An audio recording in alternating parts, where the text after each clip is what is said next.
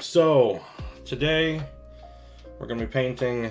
If you looked at the title at all, I assume you looked at the title. Man, if we ever reach a point where you just don't look at the title, you see a double buff video and you're like, hell yeah, let's check it out. We are going to be painting this gentleman right here. See if we can shine some better light on him. There we go, that's a little bit better. This gentleman right here, he is Cavalier Valoran. So, Cavalier Valoran, or the players just kind of call him Cav. He's actually a returning player, a returning character in my game.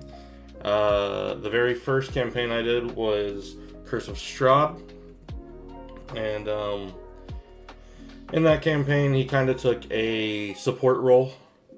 He was a primary character. He was a very big influence on other players, and the interesting things that happened to him, all of his choices were very background-esque.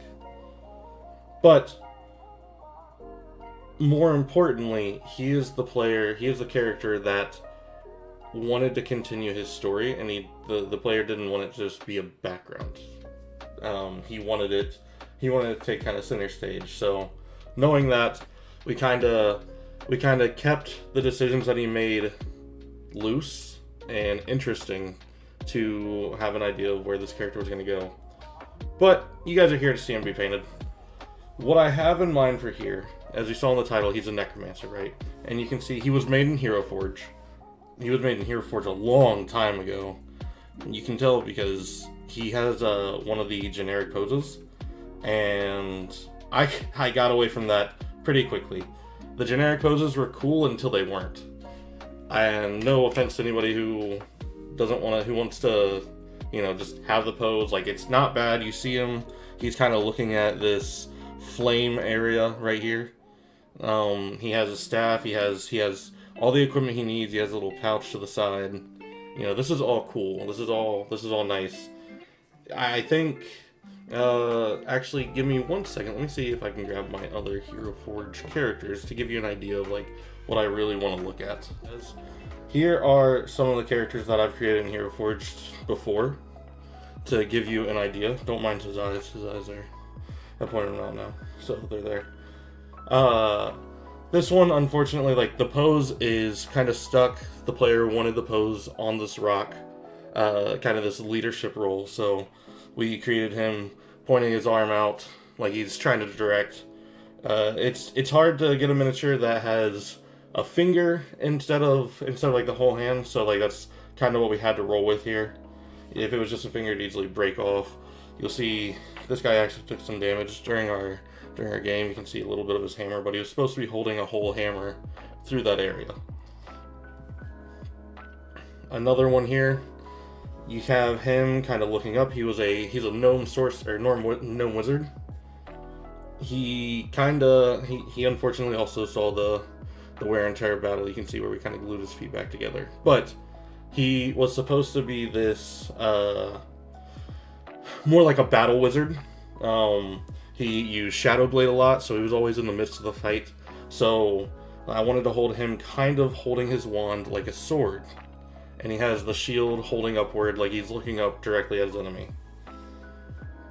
And then our more recent ones, you have this Birdman that has these blades going around him. And the stance was specifically the kneeling one. I always go from one specific stance to start out with, and I try to modify off of that. So the idea is the character is based around these sickles. He wanted to use specifically this type of weapon the entire campaign. So we wanted to build the miniature around him like that. Similarly, you have this gentleman, a Catman, and he is using a double-bladed scimitar, or in my game it's a Revenant blade. And this one is probably the hardest one that we pieced together. I guess I can kind of put him center stage for a second. But this one was the hardest one that we pieced together. We took two separate elven blades and just connected them at the hilt to make it look like a double-bladed scimitar. And that was one of the most challenging positions that we could get. The reason why I gave him that Double Blade Scimitar is the same as this character. The player came to me and said, hey, this is the item that I want to use. This is the weapon that I want to use. Nobody ever really uses it. I want this to be it. And I said, sure. I love the challenge of trying to create a unique character specific to them and capturing exactly what that character wants. The only other example I have here is actually a sorcerer, a drow sorcerer. You can see she has this crystal ball, and there's no pose, and this isn't to down HeroForge or anything. HeroForge is great. It has an amazing amount of customization. Every miniature can be as unique as you want it to be. But there's no pose that has two hands on the crystal ball. Or any sort of item that you want, unless it's like a sword or some sort of two-handed weapon. It'll have the option of it, but something like a crystal ball or a spell casting, focus, anything like that, doesn't have that. So we had to work around this character to give them that, if I can grip the character, to give them that looking down as if they're starting to focus to cast a spell through it. You have both hands on it, and this was honestly a very simple but challenging build to make. So like these are the these three right here really fit exactly what I want to go for. I want that amount of uniqueness. I want it to build into the character. I want it to fit exactly who they want the character to be. And you can really see the difference between the work between HeroForge now compared to HeroForge 5 years ago. And yeah, this guy's been sitting on my shelf for 5 years. It's about time that we finally paint him. We went through a whole campaign without painting him. But that gives you an idea of what I'm going for, and that's ultimately what I wanted to say. So now with that out of the way, let's get all these other guys back home, back to their safety net before they break. That would be the last thing that I want. These two guys have already seen the horrors of war.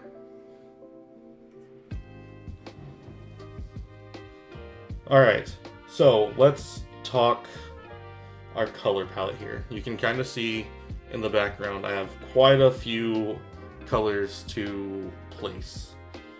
Let's see if I can rearrange these in a way that feels a little bit more fitting. So scoot all these to the side. That'll give room for here. That'll give room for these two. Perfect. My own little Tiefling rainbow. Alright. Tiefling Necromancer. Cav isn't your typical Necromancer. He didn't become a Necromancer to find ultimate power. His character became a Necromancer out of necessity for the loved ones around him. He is quintessentially a guy who chose bad choices for a good cause. So while I want his colors to be darker to resemble a Necromancer, I don't want them to be painfully obvious, other than you have these skulls right here. How close can I get? About right here. You have these skulls right in here. So, right with this, I think the majority of the outfit is going to be this Necromancer cloak color, which is like a grayish brown, dark brown. And he's going to have a cobalt red and zombie flesh. This skeleton bone is for that necklace area with the skulls. Of course, he is a red tiefling with the kind of black void-like eyes, or like just like impetual depth eyes, and like a piercing red to them. And then his horns are going to hold this dark stone color. And what I'm going to be doing with those, we will paint the whole thing black, or the dark stone, and then we will actually highlight it a castle gray before we hit it with this shading. Once we hit it with that, we will do the faintest of highlights of the skeleton bone to kind of give it that wear and tear, like the bones are being whittled down. The character himself, stat-wise, great for a wizard, except his constitution score is not fantastic. He had a magic item in the first campaign that upped his constitution score, but he lost it in between campaign settings. When that happened, it was described as himself withering, he was growing older, his hair grayed, and you see he has a beard and he has a ponytail. We're actually going to try to catch that. We're gonna go with this necromantic cloak. We're probably gonna leave it exactly with the primer black that we have, and then we will highlight it similarly to this castle gray, and then there's a white that's not in screen that I will try to go over and touch on it ever so slightly again to kind of make it feel like it's getting that pepper and salt kind of look to it. The only things we have left, you have this Minotaur hide, that'll be for the pouch, and his couple of belts right here. And you have this silver that is going to go for a little bit of the staff to kind of give a little bit of the uniqueness. And finally, he has a belt buckle and any other sort of metallic objects I feel are deemed necessary. And then finally, what I'm hoping will really highlight and bring the build together is this little spell that he is casting right here. So it's hard to tell exactly what the spell is, but we want it to feel like a dark magic. And ultimately that's where these two are going to come in. So going through it at first, when we paint everything and we get everything colored, we're going to kind of go over the majority of it, missing some of these cracks, some of these little indent areas, these little crevices. Hopefully we'll miss it with this troll green, or this troll skin. The skin should give it kind of like a hint, like a slight reflective to the black to notice those faint dark greens. Once we go over it with a shading, then we're going to hit it with this green flame. And I'm hoping what that does is we'll draw out that necromantic, Baldur's Gate 3 Warlock, Eldritch Blast kind of feeling to it. He is a necromantic wizard, but I think that'll kind of catch on to a similar vibe. Alright. There's 10 minutes of talking. I'm sure everybody's asleep now. So with that, we're going to go ahead and get started. You saw that a couple of the newer minis have a pure base coating for the paint, or a pure paint coating for the base. He is going to have this cobalt red, and that is something to signify the characters of my current campaign.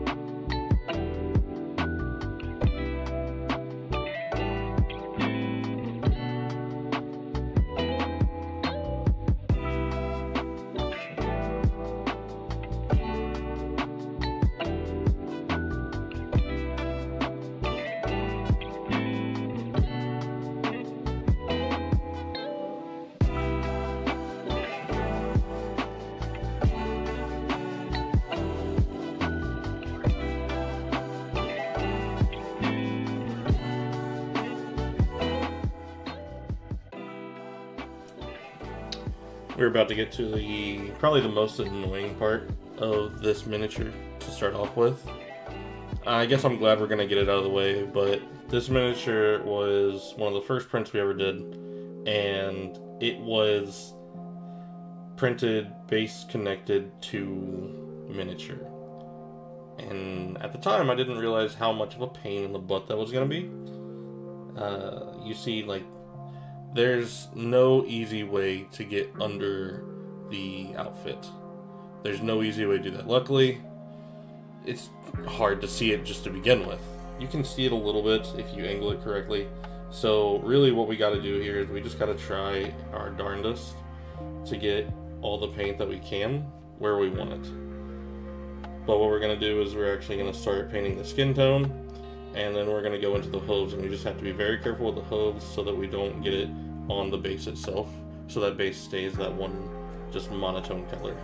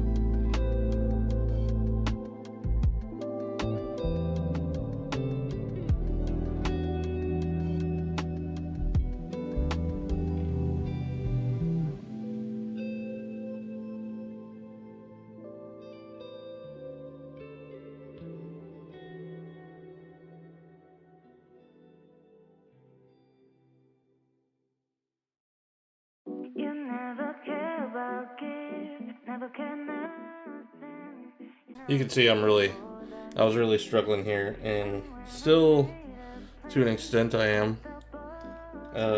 Again, if you're not a perfectionist, this is great for you, and this is probably the only field I consider myself a perfectionist.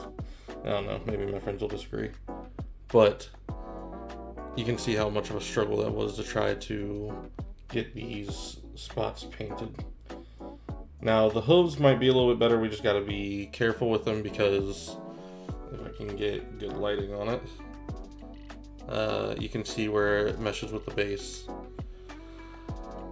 So with that, we'll get that dark stone, and I'll try to kind of follow up a little bit with that castle gray. I won't get as detailed with this as I will the horns because of that ease of access, but we'll see what we get.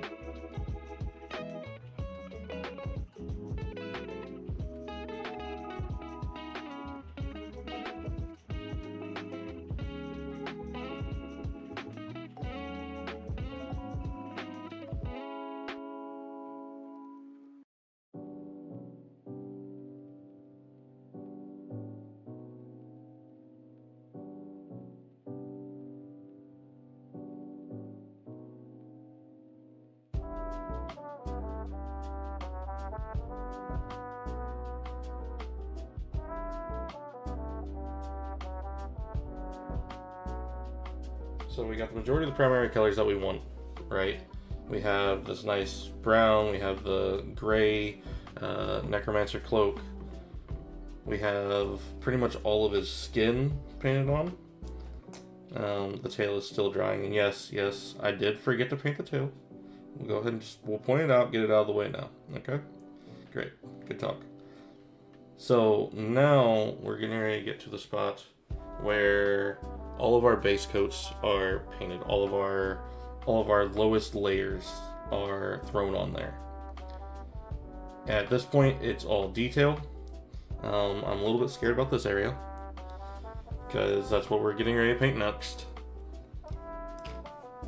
And we're also going to go onto this chest spot. That's crazy, dude. That's crazy. Hey, guess what comes next? Zombie flesh green. Okay? You wanna know what comes after that? Skeleton bone white. Yeah, pretty nuts, huh? It's pretty nuts. We're playing 3D chest, okay? But next is gonna come this zombie flesh. I want this very light green color. And it's gonna kind of go on this chest piece, and it's gonna go on these little side, like this hip skirt protector thing. And then everything else after that is going to be accented back to this base color with the cobalt red. This zombie flesh green is the part that I'm most nervous for. Mostly because I don't know how these colors are going to mix well together, but I think it'll turn out decent.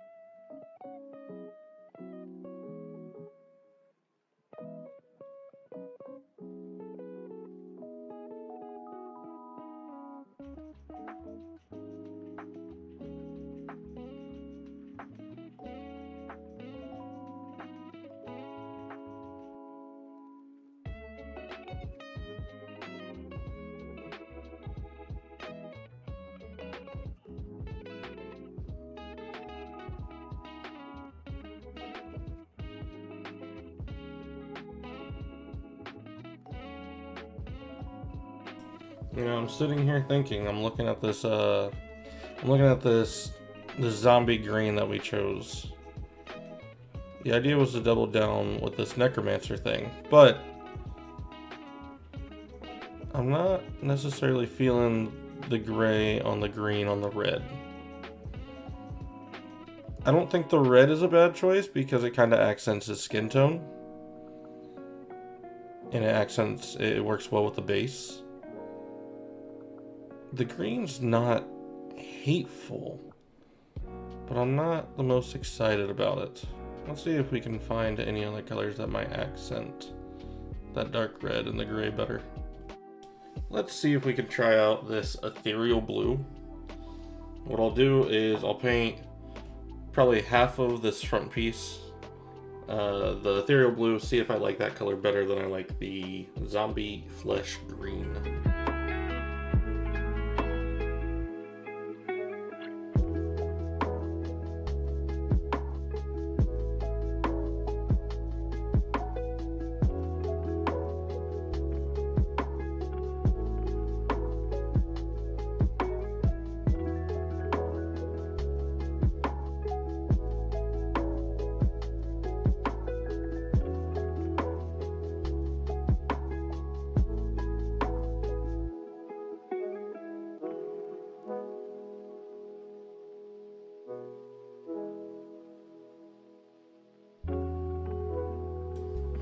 Alright, before we get tedious with it and we just start painting all these colors.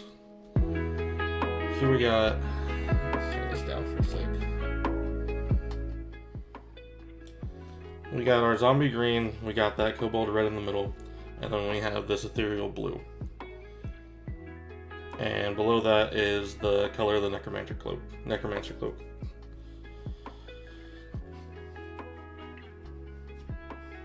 Well, the green kind of fits that undead vibe, you know, Necromancer vibe.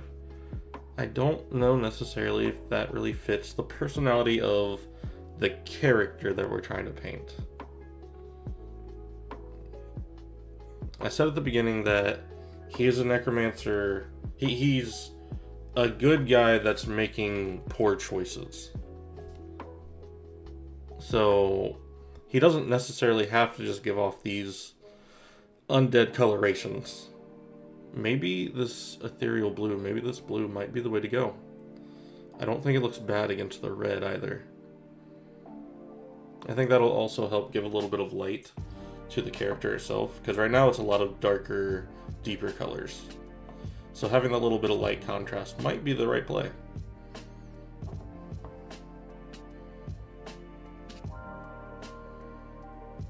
The zombie green is also, it also has a light color, but I just don't feel like it blends well with the colors around it. It almost stands out too much. We'll give this this ethereal blue a shot. I think it's the play.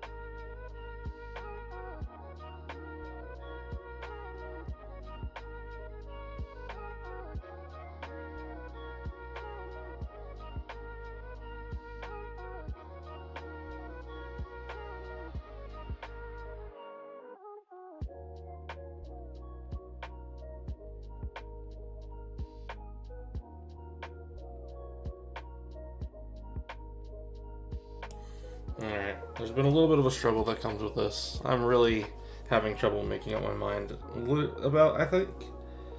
Yeah, it's hard for me to even put together words.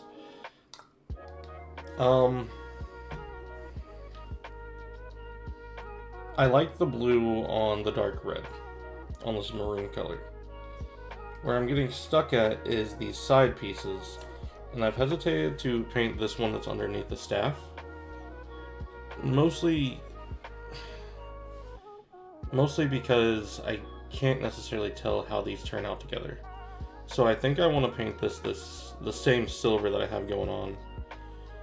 I don't know if I necessarily want to go with purple, just because purple to me doesn't capture the personality color of Cav. I kind of wanted to save purple for... I guess maybe there could be a type of purple that goes with it. It could definitely fit into the character, I guess. But what I want to do first is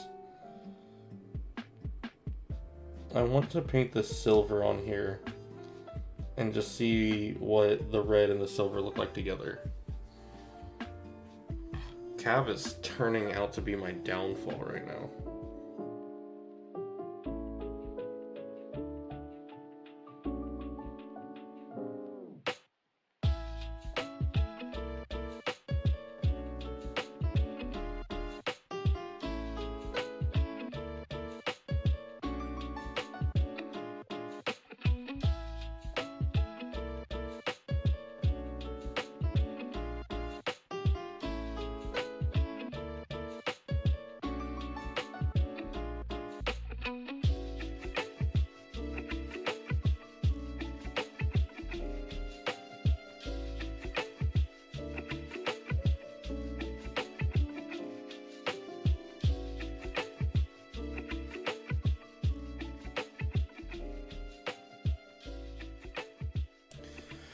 Alright, I actually don't mind this outcome. I wasn't sure how I'd feel about the silver on this maroon red, but this isn't hateful on it.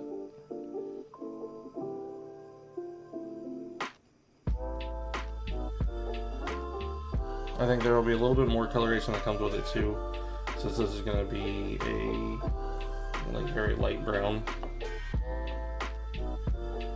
So I think this might actually be the play, and that way we just keep that simple, a little bit of blue to it.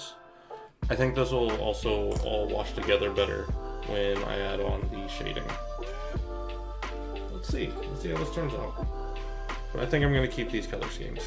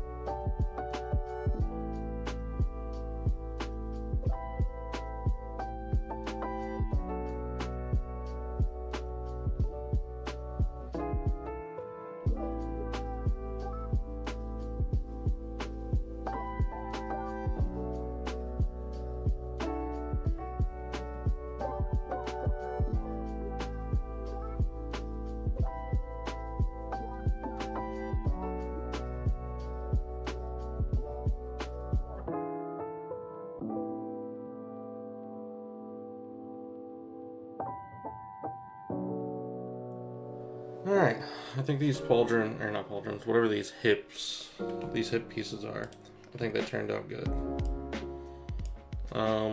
Now that they're done, I still have a few more primary pieces that I want to paint on.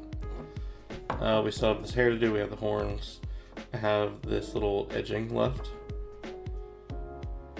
And then, I think after that we can wash it and then highlight it.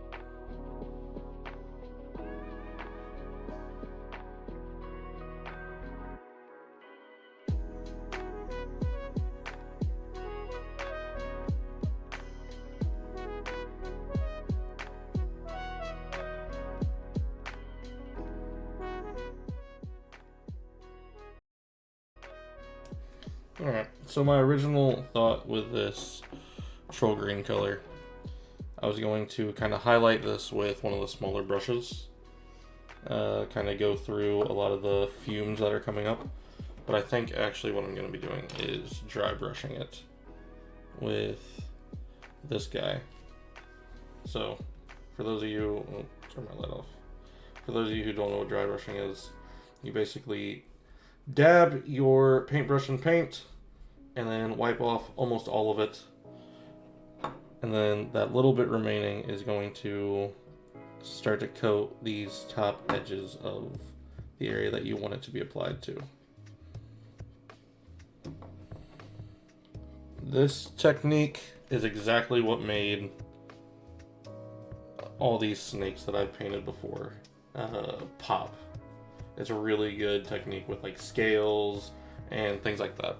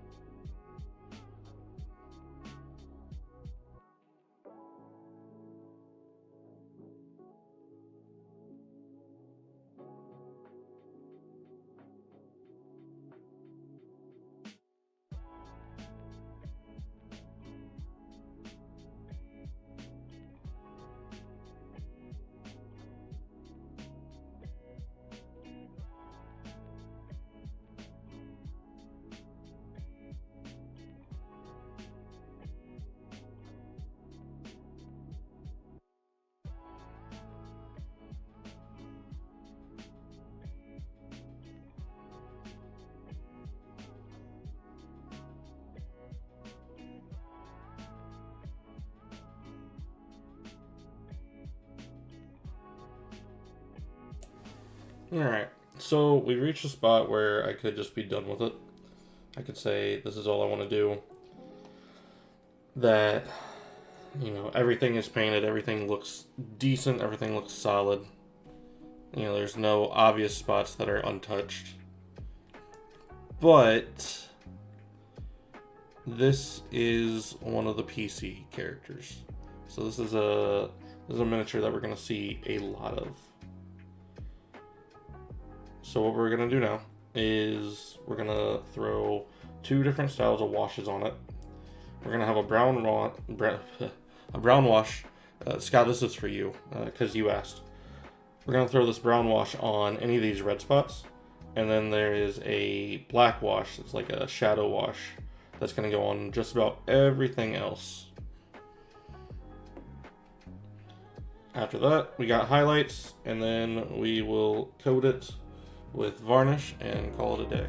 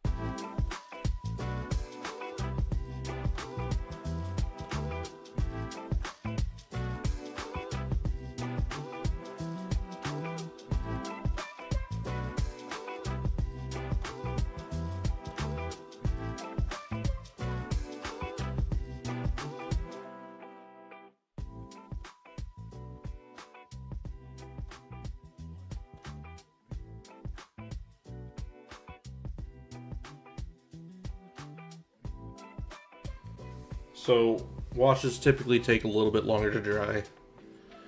Honestly, I think he looks pretty good as he is.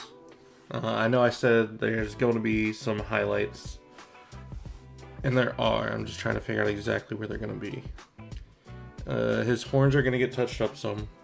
They're going to get this. Where is that? They're going to get a little bit of like a castle gray highlight, and then probably this skeleton, just like a smidgen of it. And then I might try to touch up on the hooves as well. Other than that, I think I have this very bright green that's going to go on the spell that he's casting or creating or whatever he's doing with it. And I think that'll really give it that final touch of that necromancy. Besides that, there might be small highlights to the tail. And then it's a varnish and we're done.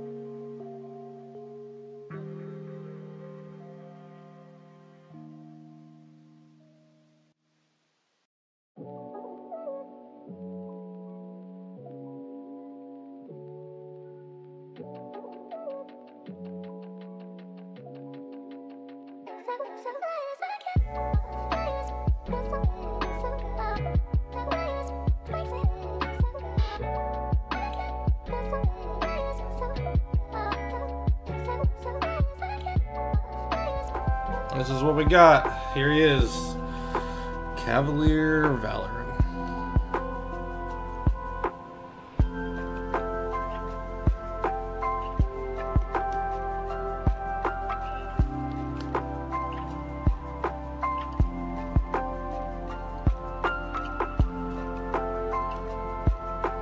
Overall, I think I like it.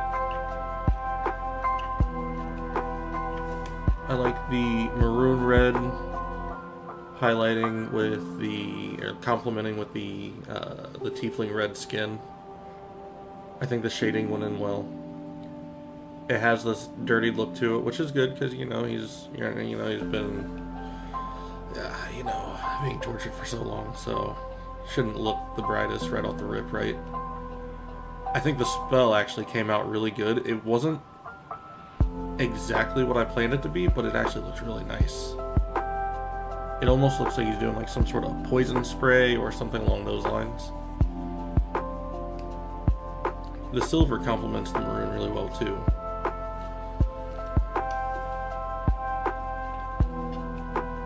So, there we have it. Cody, that just leaves your guy, and then the party is all painted.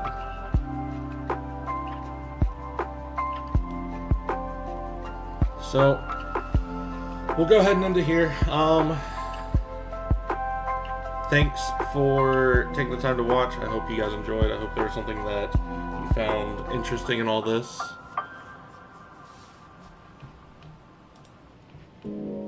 Check the Discord, he says.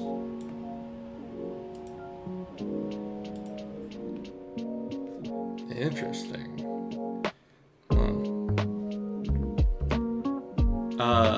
As for anybody watching this, please, check out our channel, check out other things that we do. We do more, well, I'm the only one who really does this painting gig. And with that, if there's anything that you want painted,